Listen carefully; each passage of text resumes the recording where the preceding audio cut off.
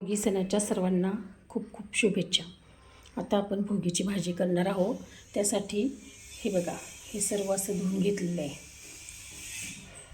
वाटाणा, हरभरे, वाल्याच्या शेंगा, गाजर, बोरं, गूळ, आलं, पावटा, बटाटे, वांगी, शेंगदाणे भिजत ठेवले, जिरं, मोहरी आणि इथं तिखट मसाला, धना पावडर, हळद आणि किचन किंग मसाला.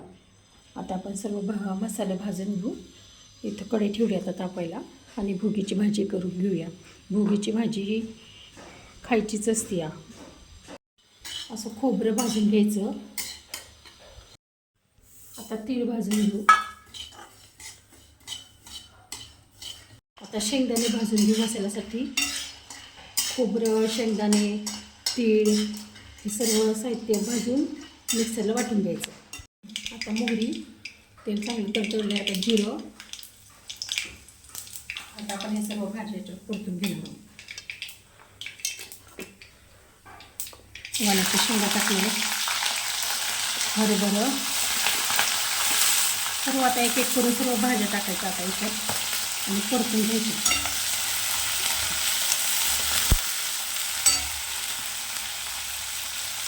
आता गाजर,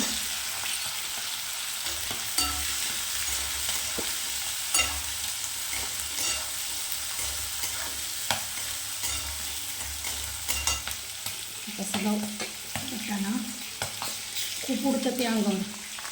हळूहळू टाकायचं सर्व वाटाणा.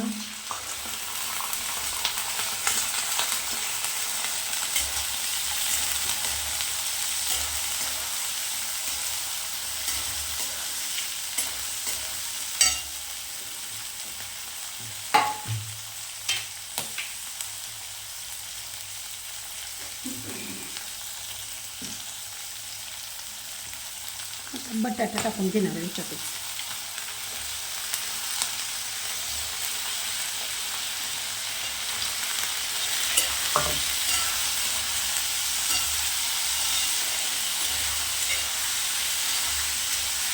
चांगलं परतून घ्यायचं.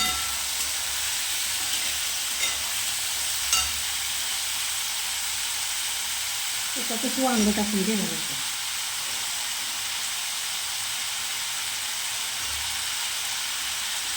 ते सर्व भाज्या परतून मसाला टाकून गरम पाणी टाकायचं त्याच्यात. आता तीळ टाकून देणार आहे याच्यामध्ये.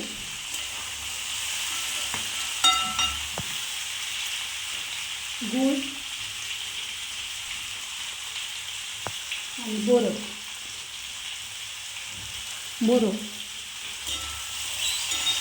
आणि हे सर्व मसाले तिखट, हळद, धना पावडर, किचन किंग मसाला आणि आपला काळा मसाला हा इथं घालणार आहोत. सर्व आता मसाले परतून घेणार आहे असे.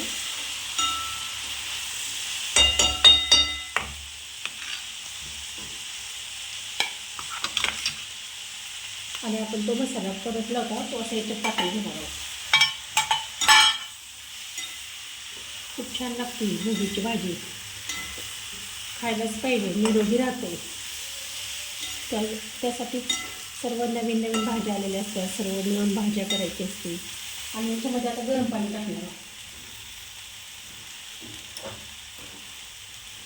ते सर्व छान असं गरम पाणी टाकून घ्यायचं. तर आता मीठ टाकून घेऊया. छान शिजली आता भाजी. खूप पातळ पण नको आणि खूप घट्ट पण नको. आहे का, छान झाली बघा भाजी. झाली भोगीची भाजी.